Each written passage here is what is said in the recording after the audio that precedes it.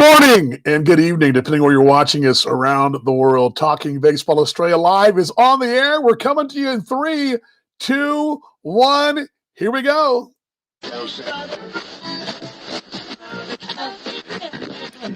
It's Talking Baseball Australia. It's baseball updates you'll really love. The MLB and ABL news you want. With Paul Morgan and Dan Vaughn. It's baseball's best mate all year round. From the batter's box to the mound. And there we go. I'm hearing myself in the oops, sorry about that. There we go. Sorry. Oops. Stop. There we go. Gosh. Technology. I hear myself on the phone. I had the phone turned on. Let's bring him on. He's in Australia. I'm in the North America. We're talking Baseball Australia. We're baseball's best mate. There he is, folks. Paul Morgan. Good morning to you, sir. How are you? Well, DV, we've just plunged back into a lockdown here. So, it's a long weekend as well. And the weather as well, like to sort of add insult to injury, I think this weekend, weather-wise, was absolutely picture perfect. So we're all at home and could be happy. So, for the last little hurrah of, so it was all sort of mid to high 80s and sunny all weekend. So it was just sort of last hurrah before we headed to winter. But anyway, we're back doing what we love to do, DV, talking baseball in our home, because that's the one place we can guarantee will always be. It's funny you mentioned that before I give you the lineup card. And I had this conversation in Kansas City on our show this week.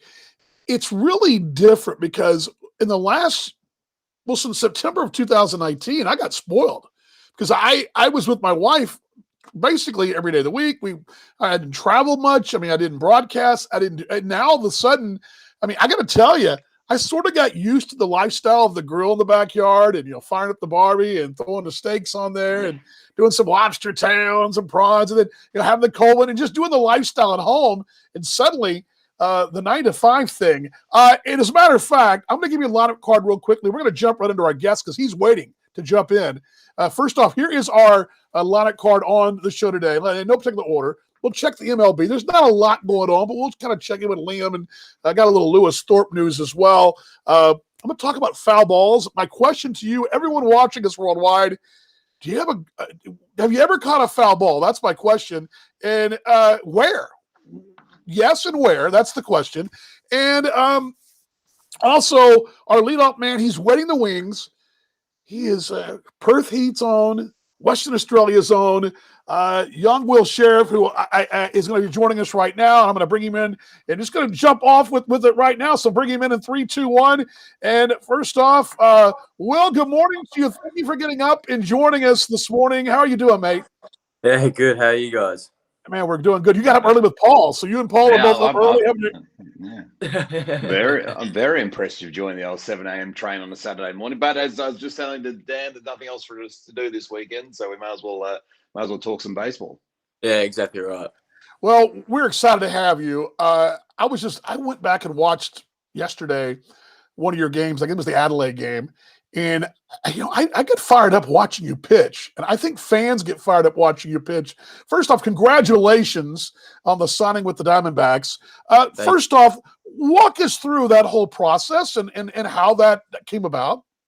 Yeah, so last season I was battling an injury in my elbow, UCL injury.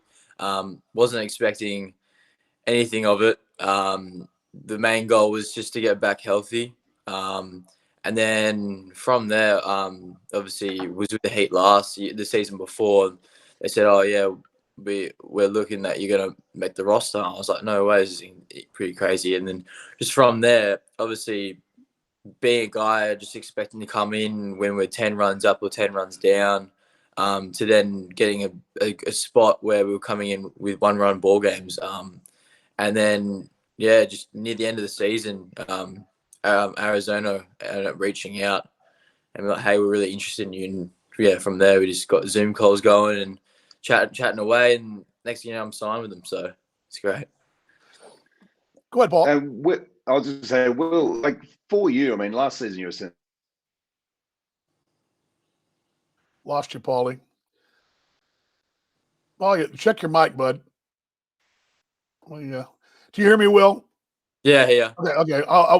Paul, did you ask that again, bud? I don't know if try it again, Paul. You there, Paul Bueller? Michael, you there? I don't hear you, bud. Let me bring you back. I'm going to bring you down, and I'll bring you back in. But I'll bring Paul back in just a moment. Paul, try to boot up again. Let's try you again. See if you come back in with your audio strongly here. Paul, can you hear me now? Go ahead, Paul. No, I don't. I'm not hearing your. We're not hearing your audio. Sorry, Michael Ullman. Let me bring you out and just come back in again. Well, okay. You were talking about the high. Paul will be back with us in a moment here and Talking Baseball Australia Live. What would Talking Baseball be without a bit of a meltdown like that? So you were brought into high leverage situations. At what point did you realize, heck, I could compete with these guys in the ABL level? Because you showed it all through development. But what point did you realize, man, I could compete this level? It was I think it was at the start of the season, just before when the TBA guys came over for the Heat. Their pitching coach, RC, was amazing, and he made you feel like you belong there. And he literally just ran it through my head that there's a reason why I'm on the roster. Same as AK, our head coach. I just true belief with me and like a lot of young guys like Mike Stivey. Just running it through our heads that we do belong there, even though like we're 17, 18, like we can compete. And as long as we compete, that's the main thing. Who has influenced you most coaching wise coming up through the system? I know there's a lot of guys, but is there anybody, a couple of guys you think of that have influenced you, especially from the coaching standpoint? Obviously, AK, he's been with me since I was 15 years old. But I've had that many coaches, honestly. So the main thing is that they all give me a little bit of information that has made me the player I am today. So there's been a lot of coaches out there that are continuing to give me a lot of information. But RC and AK have given me the most information at the moment. But I do believe it's honestly going to happen more and more. So we'll just see how it goes. Andy Kyle, something special there. Paulie, you're back. Can you hear us now, bud? Go ahead. Well, I can hear. Hopefully, you can hear me. Yeah, we can hear you. Oh, brilliant. Well, what I was saying before, Will, sorry about all those technical snafus. The 2019, the under 18s, was that a real turning point for you? Do you think in your sort of career, was that the time that you thought, hey, I might be able to do this thing, I might be able to do this thing for a living?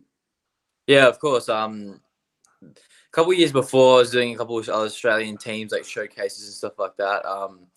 But yeah, under 18s, it was obviously with the World Cup, and then did the under 18 state team. We ended up winning it. I think I don't know if that was where I thought, damn, I can compete. It was more the fact that like, wow, like, I'm getting this far already. Like, let's keep going and see how I can go. Like, under 18s World Cup was unbelievable. Went to South Korea.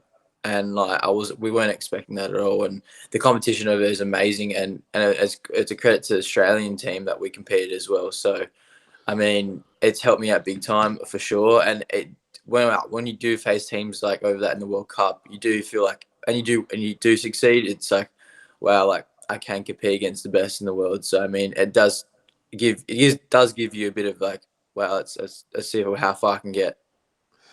Will Sheriff with us here on Talking Baseball Australia Live, baseball's best mate, on a Saturday morning edition, special Saturday morning, Friday night happy hour in North America. This is something I've seen time and time again in articles in North America, whether it be Liam Hendricks or Graham Lloyd or Lewis Thorpe, any Australian who's played in the big leagues or made it in the States. There's always that part of the question that reporters ask, when did you start playing baseball? Did you play all your life? I mean, because Americans, especially North America, we sit there and go, Australians playing baseball. Now, I know you guys play from day one, but did you play anything else that maybe as a youngster growing up? And at what point do you say baseball's it? Yeah, so I played AFL when I was younger, same as basketball, and a bit of cricket. And then I played some T-ball around 8 years old, and played one season of that, and then jumped straight to baseball. So from 9 till now, I've been playing baseball. And when I was just playing baseball just solely as a sport was probably around 11, 12. So, I mean, I was quite young. Usually a lot of guys play during their teenage years, a bit of AFL, a bit of basketball, but no, I just stuck straight to baseball. Paul, you know what my question is going to be about cricket, right? I got to ask this because Paul and I have a theory, and we've heard this. Actually, a couple of guys have told me this, and I think we're onto something. There's a lot of really good, talented Australian pitchers, and they have a cricket background. How much is that cricket, the spinning and the way you maneuver the ball, or the cricket? Is the ball, Paul? Am I calling it right? Is that right, Paul? As well. Make sure.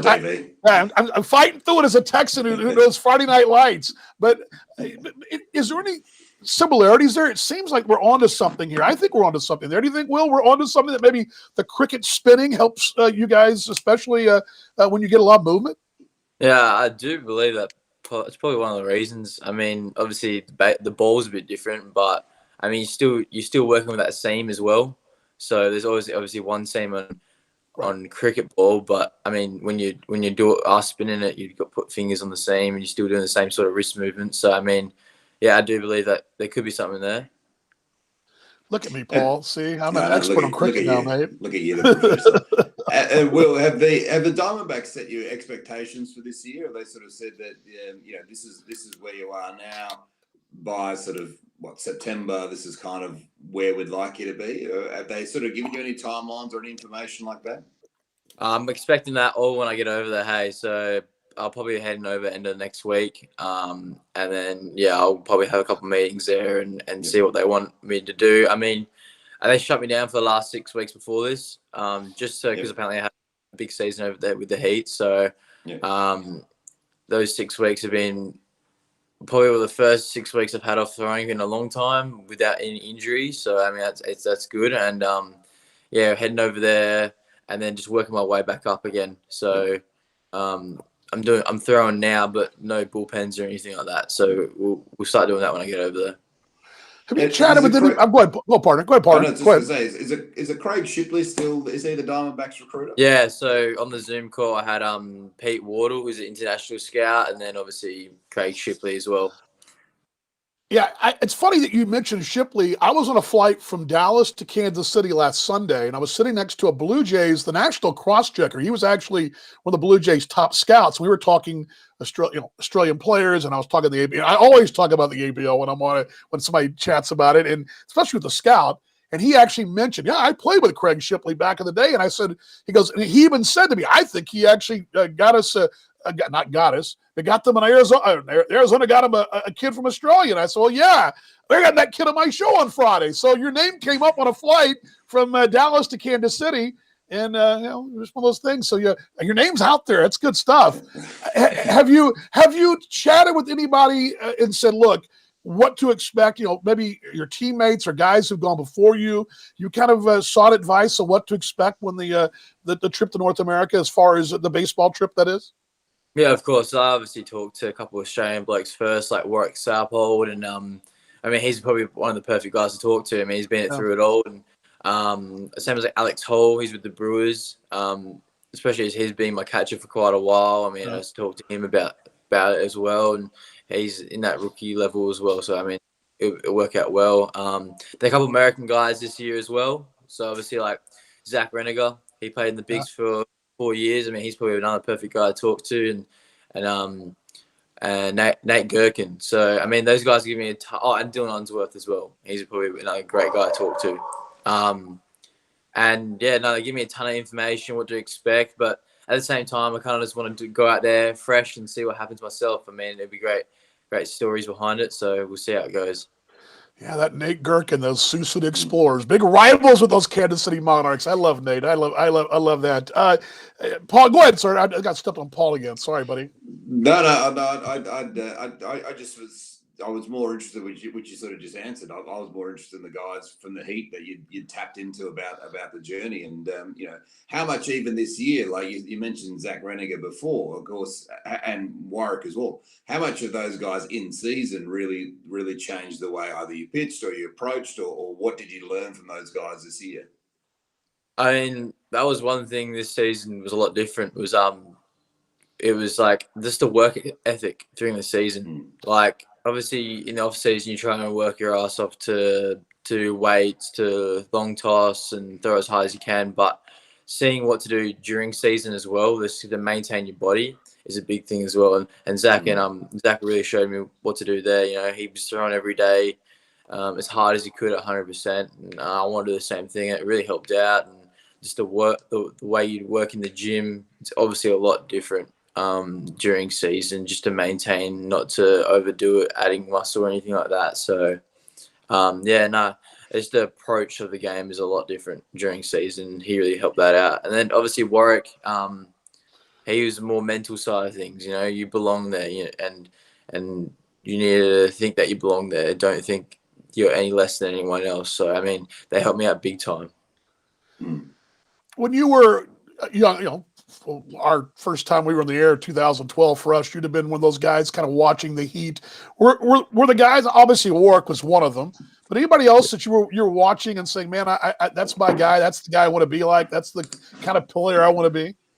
When I was younger, I wanted to be a hitter, so I really enjoy watching like Tim Kennelly, Luke Hughes, those guys. And obviously they bring American guys over. I remember at one point they had Michael Givens, and he's a big league pitcher. So obviously at one point Liam Hendricks was playing, and I mean that was really cool. Seeing him was with the Twins at the time, and he was getting to get Perth Heat. I mean that was pretty cool. And then obviously now he's in the big leagues, and he's the number one relief pitcher in the league. So, I mean, that's pretty cool to see that. But, yeah, no, I was a massive fan of Perth Heat when I was really young, and I think I went almost every home game. So, I love all those guys there. And it's cool to see that that now I'm playing with most of them as well. So, right. Yeah, cool. Yeah, that's Will Sheriff. I'm Dan Vaughn, Paul Morgan with you. Talking Baseball Australia live here on a Saturday morning. You bring up Liam Hendricks, and he is a great story, success story. What does his story mean to you? Because I mean, you've got to look at that and say, I'm one of him. He's one of me. We're on the same team, the same place. That has to mean a lot to you and really motivate you. I think it's a lot of motivation for all of Australia, to be honest. Like he obviously did get signed, but had obviously did really well in the minor leagues. But as soon as he broke through at major league level, he had a bit of struggles throughout a couple of years. And then all of a sudden, he just found his place and is amazing. Like, don't get me wrong, he probably was amazing back in the day as well. But at this moment, he is just absolute stud. And it just gives credit to anyone out there that just keep going at it and keep trying, because there's a reason you're there, you know. So, I look up to him big time. And obviously, he's Australian as well, which is cool. And he played for Perth Heat, and he's from Morley. I mean, that stuff is just around the corner. So, it's awesome to see. Paul? Absolutely. And just finally from me, you know, for you, where do you kind of want to sit in the end? I mean, we've seen you sort of start, come in long relief, come in high leverage relief. I mean, for you, ideally, what's the perfect scenario? If Arizona can say day one, they can say, Will, righto, tell us what you want to do. Do you want to be a starter? Do you want to be a middle reliever? Do you want to be a closer? What do you want to do? So this season obviously was in relief, and I enjoyed that. It was just different from what I usually do. I was a starter before that, and then they said that they're going to work me up to a starter when I get over there. So I mean that's going to be good to go back to that, and we'll see how it goes. But I'm sure if things don't work out there, might put back in relief. So I mean, generally guys, if they try and start, do long relief anyway. So but at this point, I think they're just trying to make me starter. So, I mean, that's pretty cool. I got a fun question for you. Now, a lot of the guys, especially the college guys I've talked to over the years, you know, that come from Australia to North America, they all have this thing, and I don't know if you've heard about it, but it's the Raising Cane's chicken strips. It's a big thing. Now, what I'm asking you is there anything in North America you're looking forward to jumping into culinary wise? Any snacks or, you know, I mean, because I've had the guys tell me, I'm sorry about that. I've had the guys tell me, I got to get those chicken strips. What about you? Do you have something you want to grab when you hit North America? It's something that's only special to North America? Yeah. Love Chick-fil-A. Yeah. Excited for that. But I know this is not actually true American, but I remember when I went with my mum one time to Seattle, and literally every single day I had Panda Express. That is proper amazing. But I'm excited to have like Popeyes and stuff like that with the chicken, because when I've been over there, I haven't had much chance to actually really look at food. But I'm pretty sure I'm gonna look at the chicken as well. Well, Exciting times. yeah, it's exciting times. I mean, you can tell I'm a fat kid, so that's why I ask the food questions. And Paul and I volunteer to be your marketeer because I already see that. I mean, you got the best pitching name around. You know, sheriff in town, all that stuff. And now we got to find you a food deal, man.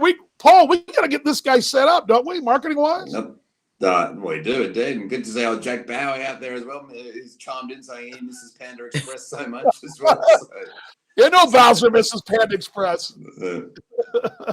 Well, I think I've ever had Panda Express. Yeah, my daughter my youngest loves it. That's like one of her go-to rotation. It's part of it. But hey, Will, I appreciate you joining us, and best to you. It's so exciting. Anytime one of you youngsters gets signed, it's such a great news. And we're pulling for you at Talking Baseball Australia, and Paul and I are just thumbs up. And thanks for taking the time this morning, getting up early for a little brekkie and baseball for us. Yes. I appreciate it. No, thank you so much. This is awesome. You're awesome. It. Good luck, Will. Yeah, good luck, Will. Thanks, buddy. Thanks for joining us. Thank There he is. Cheers, mate. There he is, the new Arizona Diamondbacks prospect. Will Sheriff there on the show. And Paul, anytime a young man gets signed, it's big news. And we love seeing this. We love following the journey. We're going to be a part of this journey. I'm looking forward to catch up to him in North America. I was intrigued watching his highlights again. I watched a couple of relief appearances this week when in the office in KC. He is not afraid to go after hitters. I don't know you saw that as well. Yeah. And for a young guy to just jump in that league in the ABL and go after batters, I was impressed by his just aggressiveness that he showed this last year. Yeah, I always felt like he did have a lot of composure on the mound, and as you mentioned earlier, like there's a lot of trust between Sheriff and Alex Hall as well, and you just saw like every time he came up on the mound, you just saw I think this kid's got something that might go okay. And of course, there's Maddox Stivey with him as well, that sort of 1-2 young combo. And it's just you're right. He just pounded the zone, just went after it, sort of, and got the job done. And I think he's got. Like now, I think, even looking at him on the mound, there's a very easy comparison to a Josh Tolles just from sort of stature and left-handedness. Yes. And if he starts working in, like similar, if he starts getting that wipeout slider or starts working on a big curve or something that like Tolles has got, then I think the sky's the limit for Will. So yeah, and I like the Josh Tolles comparison. I think Tolles probably, because of the college route, he was a little older when he was sort of discovered. Let's put it that way. I think one thing that Will's got going for him, he's a little younger in the process. Where Tolles, went to a small college, went the indie ball route, and went the ABL back and forth. Josh was in indie ball for only 2 years after he was in school for 4 years. So he basically spent 6 years before he was actually ever noticed. And where Will definitely got noticed, and I think you're also seeing too. I mean, that's probably an 8-year difference in playing that years. You're seeing now where scouts, and I had this conversation with the gentleman on the plane. You're seeing now, teams investing in scouting overseas, especially Australia, where the ABL league has gotten better, and that's giving more opportunities, and you're seeing more college kids as well. So I think that also bodes well. But I love the Josh Tolles comparison. I love that. Talking Baseball Australia, baseball's best mate Dan Vaughn, Paul Morgan with you on a Friday night for me, Saturday morning for you. This week, there are the weeks in the MLB that are kind of just like just going forward. This is one. There wasn't a lot going on. There's not. I mean, except for maybe Oakland's winning streak. And there's been that's been pretty much been it. I guess the two things that people are talking about in North American circles are the A's winning streak, the Padres-Dodgers series 1, which was a dandy over the latter part of the weekend, and then number 3, what's wrong with the Yankees? Those are really the 3 subjects that have been most talked about in Major League Baseball. Starting off with Oakland, the Oakland thing. Are we seeing something special there? Is this their early run? What is that? Well, it's easy. It's funny, isn't it? Because they were 0-6. I think everyone was like, oh, after losing Hendricks and Simeon and all these other guys, like, yeah, we all thought that Oakland were going to fall off a cliff. So, and they have come and won 11 straight. And they look, it's hard to get a good gauge on where Oakland are at. But I think sort of also in amongst all those Yankees and Dodgers and all those conversations, DV, the one pressing conversation I have is more around the Dodgers, but just to sort of finish on Oakland. I mean, we saw, of course, Moneyball's such a great baseball film, and in that film Right. they go and break a record of the streak. But I mean, is it I don't know, like, why have they won 11 games in a row? I haven't watched a lot of them, but from what I've watched, I mean, they just look pretty solid from top to tail. But I don't know. Is that streak going to end soon, DV? Well, that's when I heard this afternoon that we're giving the standings in the division. I was like, boy, in that division's so muddled because no one really got off to a very good start, and suddenly the Athletics found themselves in the driver's seat, but not blowing out. They're not leaving anybody behind because they got to a slow start to begin with. I think I love what they do in general. I think their culture in general, it's a lot like Tampa. I mean, the Rays are always going to be pseudo in things because of their culture of how they do things a little differently than the big market clubs. I'm not shocked by Oakland, but their farm system is fairly loaded. They've got they've had they've restocked the shelves over the years, and they have to. You've got to do that. If you're Oakland, you have to have development ready players to step up because they don't have the luxury of being able to write the big check for Liam or whoever, Simeon or whoever. They don't have that luxury. When he's done with his contract, he's done. After the first contract, he's done. But I'm never surprised by Oakland. It's a lot like the Rays. I'm never surprised by Tampa, despite what they do. Padres Dodgers round 2 is coming up. Yep. I think this is going to be one to watch all season. It was, of course, they start tonight again over in North America later on the night. The first round last week. I wonder, the Dodgers took 2 or 3 in San Diego. That gives them a leg up because anytime you win a road series against a division bunkmate, in this case, San Diego, if the Dodgers are able to win this one in Los Angeles, let's say take 2 or 3 and wind up winning the first 2 series, that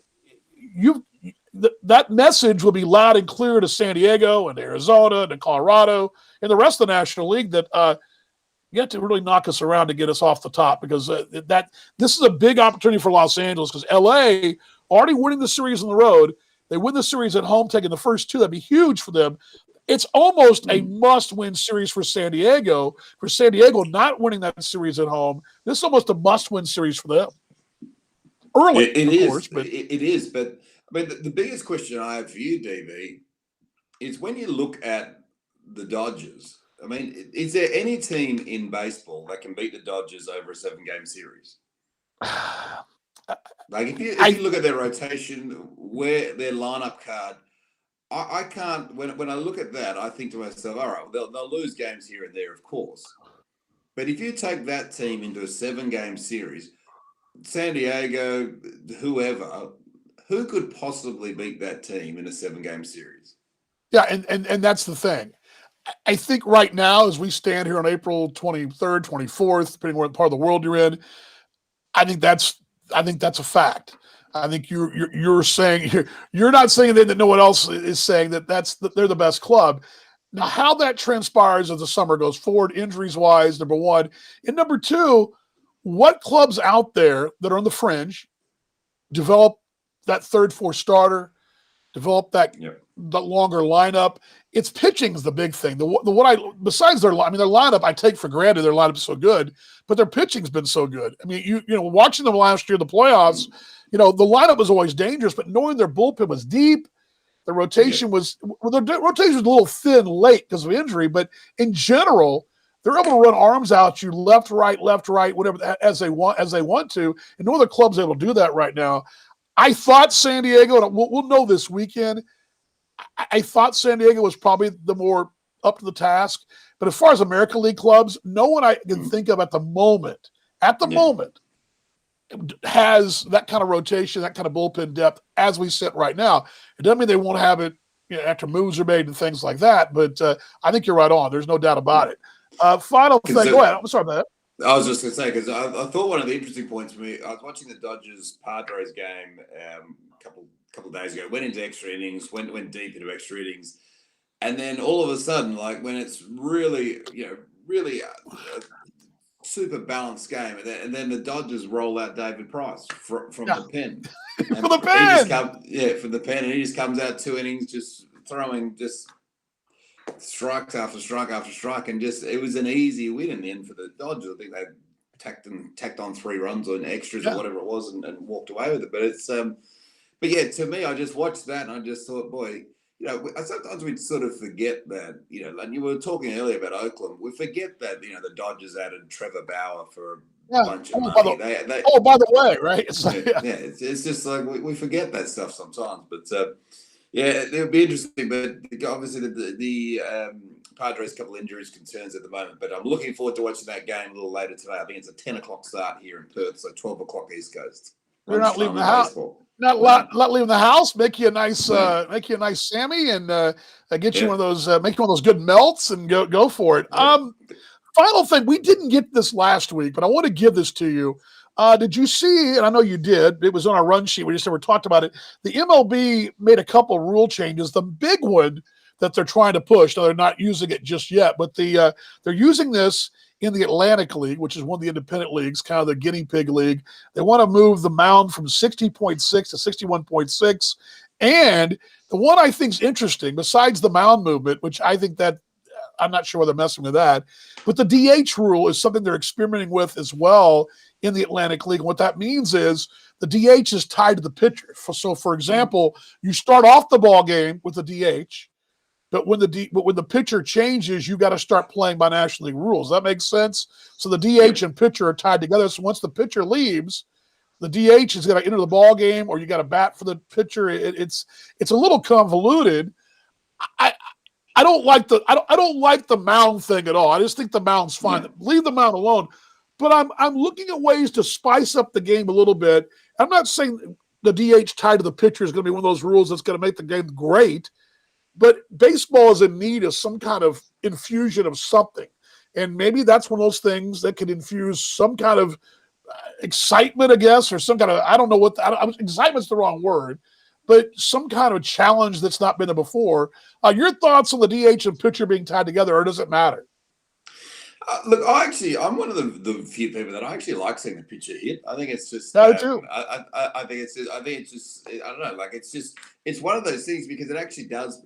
We think about like Bartolo Colon a couple of years ago in San Diego when he hit that home run, and I don't know. A pitcher gets a hit. It's a bigger deal than a 3-spot hitter getting punching a ball out to center field or something like that. I mean, I like seeing the pitcher get hit. So. I'd like to see that sort of remain. I don't know. I like it. On the mound, I heard an interesting discussion on the mound and how like obviously guys are controlling their pitches to a certain length right now, trying to get the tail away at a certain point, trying to get a rise at a certain point.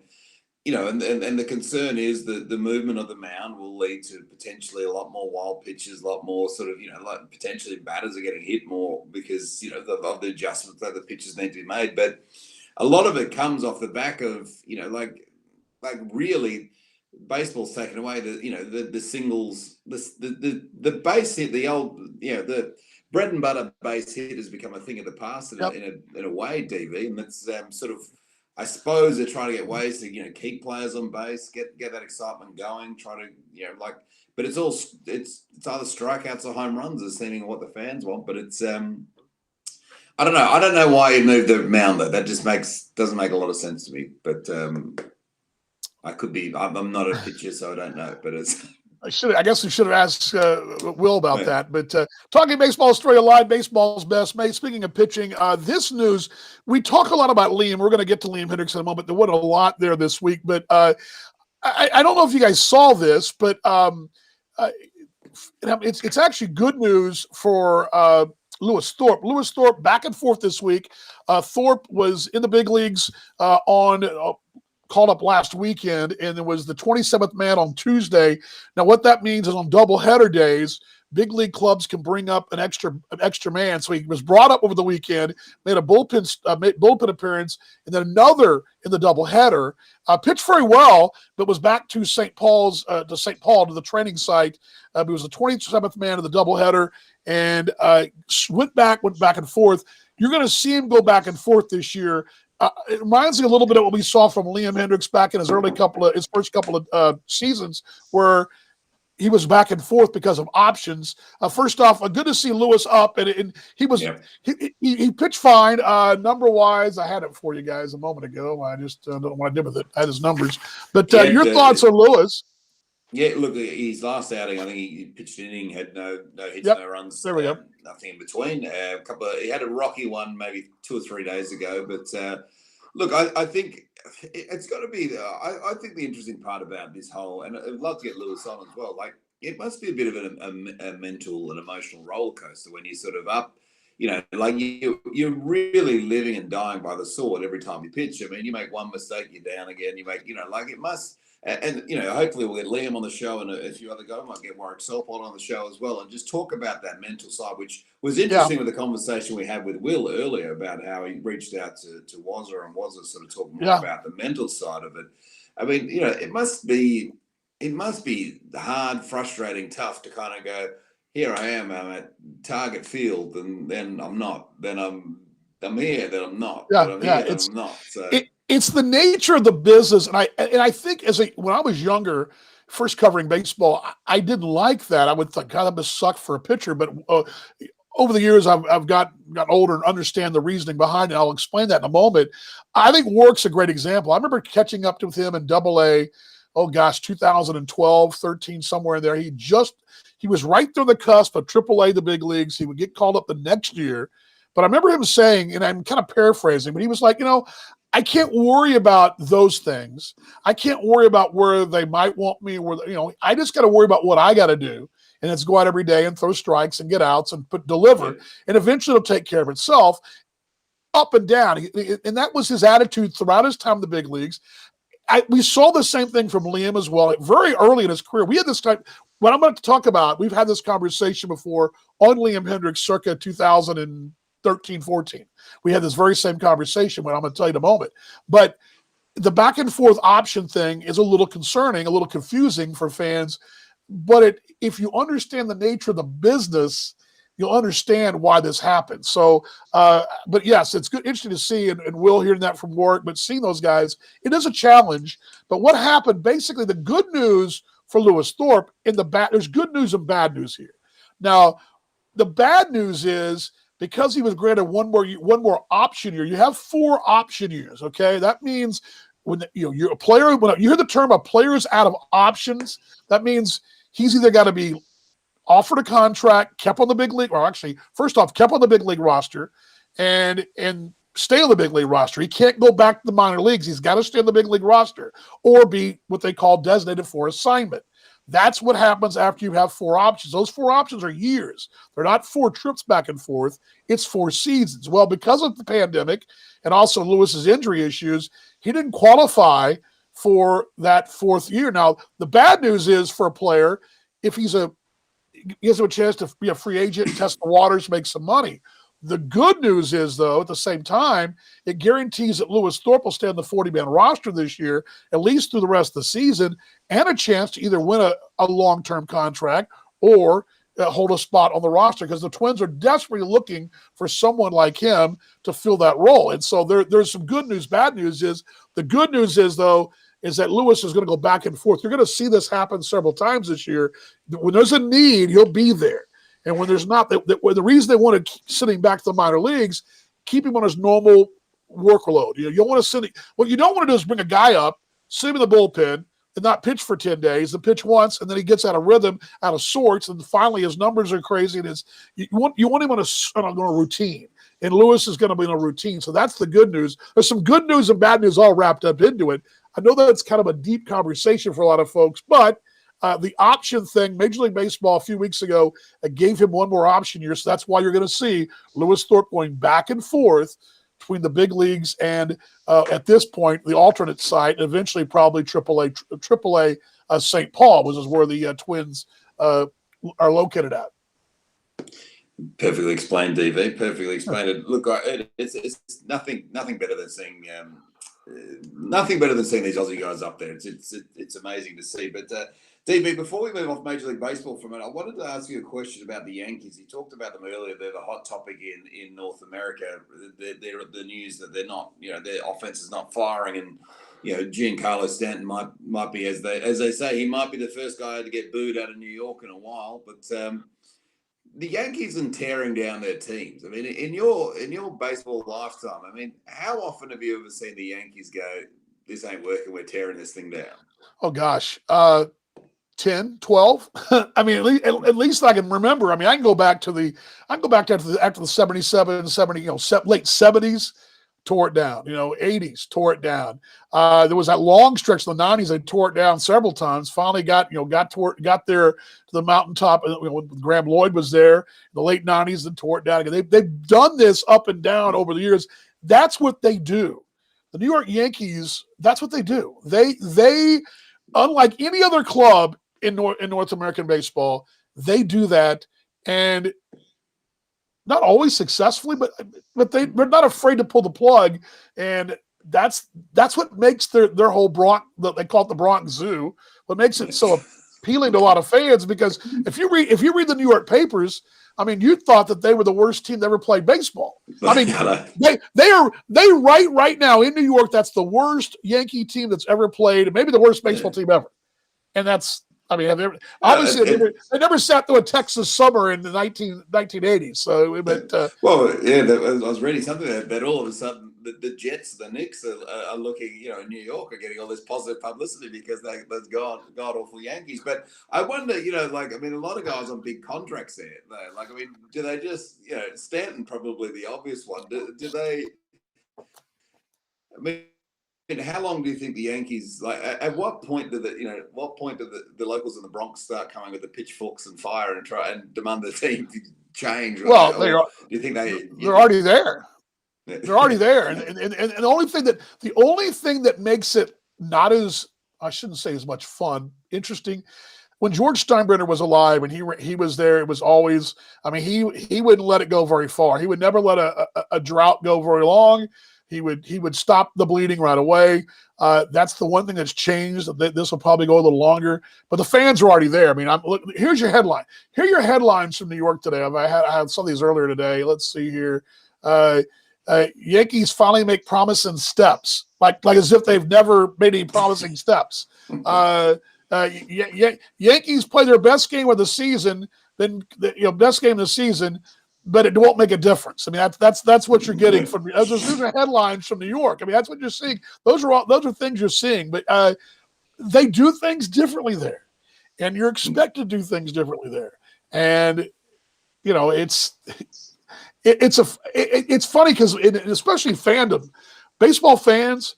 If you're not a Yankees fan, it's a lot like being give me Manchester U, Dallas Cowboys. LA Lakers, those kind of names. When those teams stink, well, their fans are in mass panic. But when the team's doing well, their fans are unbearable. You don't want to be around them at a pub. You don't want to be around those people when they're doing well. When they're doing bad, you're like, ha, it's great. They're doing bad. And it's just one of those things, man. It's one of those polarizing things. Brian asking, moving the mound here would benefit Winneman. Remember a few years ago, a gal pitched batting practice. I believe it was Astros. She was crazy moving the ball. This is a BP that let her pitch closer. I think, and we're going to talk about the women's showcase in a moment because that's actually been rescheduled. I guess it's a good segue as any right now. Well, I guess we should also mention Liam Hendricks' week that was. Real quickly here, Liam's week that was, and of course I'm going to be watching him in a moment because Texas is playing Chicago tonight. Liam, it's been a quiet week. They actually had a rain out, a snow out, a freezing rain out Yes, saw in that. Chicago. Yeah, so that was one of the reasons why he pitched this week. Basically, a third of an inning this week, had the one save, and that's been pretty much it. 3 saves in April, 6 2/3 the first month of the season. Has the ERA of a 4.05. Still, the weather hasn't cooperated with Chicago, but they have a series with Texas this weekend. So that's the Liam Hendricks thing. I'm sorry here, I'm actually moving around. The women's showcase. The ABL announced that. Finally, we got another date on that. I think it's very important. The first weekend of May in Adelaide, the South Australian government's going to be doubling down. They've been very. I got to tell you, and that's maybe something we should probably grab somebody from there to ask about. But South Australia, the government there has been very aggressive in supporting the great game of baseball. I mean, that's good on them, but they're going to host a doubleheader at West Beach Bennett Field May 1st and 2nd. They're the women's showcase. We got to get this thing on the road, though. We got to get this. This thing's been stop-started so many times, partner. I'm afraid they don't. You got to strike while the iron's hot, and I think they got to strike now, don't they? I agree, and I don't know whether the overall goal